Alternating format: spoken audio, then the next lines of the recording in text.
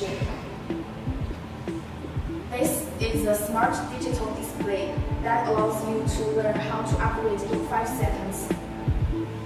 Rotate the black button freely. Adjust the current ampere. The max minimum current can be adjusted to 120 amp. This is high quality copper clamp, can make the welding rod connection more stable. And this switch can adjust the tightness of welding rod. The powerful, and here is the powerful heat dissipation air tank system. Can increase the load rate of the welder and make the welder work more durable. And for this welding machine, connection is very easy. This one you can connect with the workpiece, and this plug connect with power input.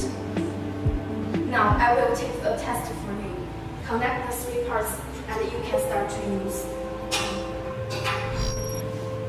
First, we show to you is 3.2 millimeter electrode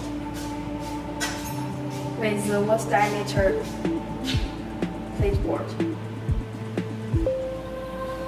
Now let's see how it performs. Adjust the current to 200 amp.